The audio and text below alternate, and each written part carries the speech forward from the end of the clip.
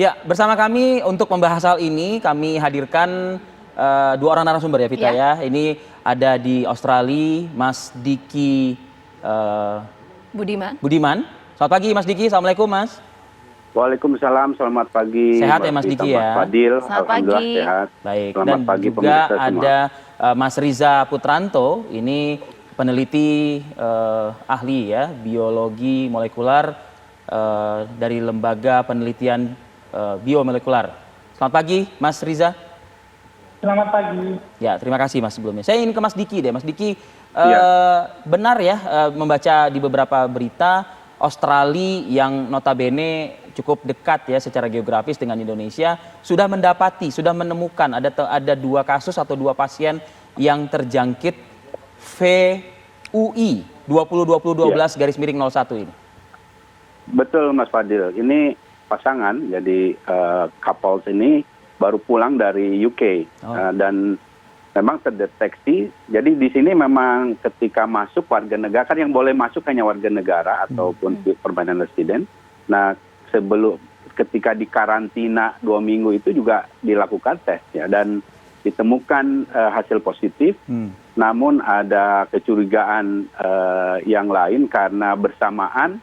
Jadi udah dapat informasi duluan nih bahwa di UK ada strain baru, sehingga semua yang dari sana diperiksa, genomnya. Nah, kemudian juga memang artinya terdeteksi bahwa 2 orang ini didapati memiliki strain baru itu. Oke, Mas Diki. Yang lainnya akhirnya dibatasi kedatangan. Oke, Mas Diki, artinya bukan SARS-CoV-2 lagi yang ditemukan atau COVID-19 yang ditemukan, tapi sudah yang strain baru ini ya, begitu. Apa sih, kalau dari segi penampakan atau mungkin juga gejala-gejala ya? Betulnya gejala-gejala seperti apa yang membedakan dengan COVID-nya gitu? Sejauh ini dari para dokter ya, baik yang beberapa tempat lokasi yang menemukan, terutama yang dari UK menemukan bahwa kita harus berhati-hati pada kasus di mana pasien tidak memperlihatkan perbaikan ya, dalam treatment yang umum, yang biasa, yang sudah standar. Karena secara umum baik di Indonesia sekalipun, sebetulnya para dokter kita sudah semakin memahami ya, semakin piawai lah dalam mengendalikan memberikan treatment ya, walaupun belum ada obat definitifnya. Nah, pada kasus-kasus ini saya sampaikan pada sejawat Indonesia, kan pada kasus-kasus yang tidak ada perbaikan, termasuk kalau misalnya tadinya diberi steroid kok tidak ada perbaikan, termasuk ketika diberikan misalnya convalescent plasma terapi kok tidak ada perbaikan, termasuk ketika ada reinfeksi sekalipun. Nah, itu harus dilakukan pemeriksaan secara genomik untuk memastikan apakah ada strain baru atau tidak ya di dalam. Jadi yang menjadi perbedaan adalah ketika proses treatmentnya, tapi gejala yang dialami oleh pasien yang terpapar virus baru COVID-19 ini ada perbedaan tidak, Mas Diki? Kalau misalnya sebelumnya, kalau gejala tidak ada perbedaan, tapi progresnya. Jadi gini, jadi disebutkan bahwa dengan lebih mudahnya dia 70% menularkan. Sebetulnya ini hal yang serius karena dia lebih mudah menular, walaupun tidak menyebabkan keparahan, tapi mudah menular dengan keparahan yang sama sekalipun, artinya lebih banyak orang yang terinfeksi dengan keparahan yang sama. Nah, ini yang sayangnya di beberapa berita kurang baiknya di beberapa pertemuan di UK itu, dia itu bisa hasilnya false negatif. Nanti Mas Riza bisa menambahkan dari sisi terhadap apa maksudnya? Dari tes PCR-nya. Jadi false negatif nih hasilnya beberapa ya. Sehingga bisa tidak terdeteksi begitu maksudnya? Iya, bisa seperti mengelabu atau menyiasati menganggap bahwa dia tidak terinfeksi. Dan ini tentu dari sisi epidemiologi, dari sisi pengendalian wabah, ini sesuatu yang harus kita sikapi sangat serius ya. Artinya karena berarti di masyarakat, bila satu masyarakat itu sudah ada strain ini, dengan kecepatan yang 70% ini artinya kalau saya lihat saat ini kan Indonesia rata-rata per minggu 20% growth rate-nya. Ini bisa 3 kali lipat nih penambahannya. Dengan keparahan yang sama sekalipun Mas Fadil, kita ini bisa membebani layanan rumah sakit. Gitu, karena bisa 3 kali lipat yang sakitnya gitu. Walaupun keparahannya tidak ada bedanya dan sebagainya, tapi jumlahnya akan jauh lebih banyak. Ini yang harus disikap.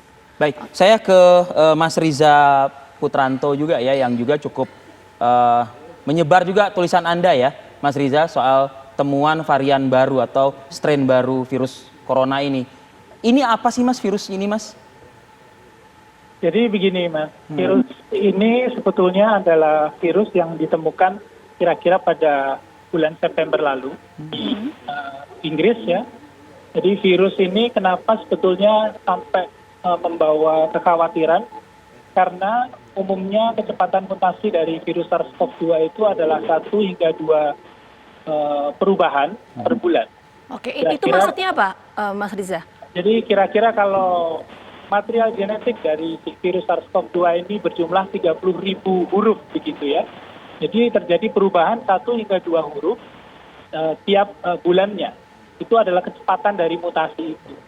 Kalau dibandingkan dengan virus flu, tentu saja virus SARS-CoV-2 ini lebih lambat. Nah, virus flu itu 50 perubahan per tahun, artinya sekitar 5 bahasa atau 5 perubahan per bulan. Nah, yang menjadi kekhawatiran di Inggris adalah karena perubahan ini terjadinya tidak 1-2 bahasa atau 1-2 perubahan per bulan, namun sekaligus 17. Itu yang menjadi kekhawatiran. Oke. Nah, Mas Riza, maaf saya potong. Ya. Kalau bahasa awamnya sederhananya mungkin seperti ini. Koreksi kalau saya salah. Jadi kalau untuk virus baru COVID-19 ini, ya kan, itu lebih cepat menularnya. Misalnya orang terpapar 3 hari kemudian baru bisa menularkan. Sementara sebelumnya COVID-19 ini kalau misalnya orang terpapar hanya baru 4 hari atau 5 hari baru bisa menularkan. Seperti itu tidak? Gambaran singkatnya. Sebetulnya gambaran singkatnya adalah mengenai kecepatan penularan itu kan 70% ya angka. Iya. 70% itu oleh otoritas dari Inggris dihitung dari jumlah kasus yang bertambah dalam kurun waktu yang relatif singkat. Jadi begini, kalau pada bulan November lalu Inggris membutuhkan waktu 24 jam untuk mencapai 20.000 kasus. Ya, kali ini pada varian ini yang kebetulan ditemukan di banyak material genetik dari pasien itu mereka mencapai 20.000 kasus hanya dalam waktu 14 jam. Oke. Ya, jadi lebih cepat 70%. Jadi 1,1 kali. Bahkan 20 Desember saja katanya sudah ada 1.100 kasus terkait strain baru ini ya di Inggris. Betul. Betul. Per pagi ini ya 20 sekarang. Oke, per pagi ini datanya berapa? Ada data? Per pagi ini sudah 1.484. 1.484. Kalau pertanyaan saya, mereka bisa menular ya. Kita bicara SARS-CoV-2, COVID-19, droplet di awal, lama-kelamaan kecenderungan juga bisa airborne, kan begitu ibaratnya. Nah, untuk yang VUI ini 2020-12-01 ini apa penyebarannya? Melalui apa? Ini penyebarannya masih sama. Jadi masih melalui droplet, masih melalui airborne transmission yang yang banyaknya terjadi di ruang tertutup. Hanya kecepatannya saja yang berbeda ya?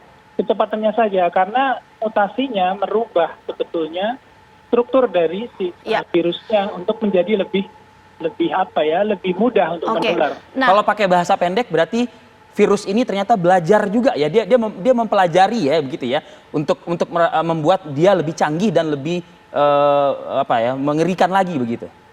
Iya, secara awam bisa dikatakan demikian. Wow. Oke. Nah, apakah ini kemudian merupakan hal yang wajar ketika COVID-19 ini bermutasi, Mas Riza? Nanti kita akan bahas lebih lengkap mengenai hal ini, tapi kita harus jeda dulu sejenak. Apa kabar Indonesia Pagi akan kembali hadir sesaat lagi.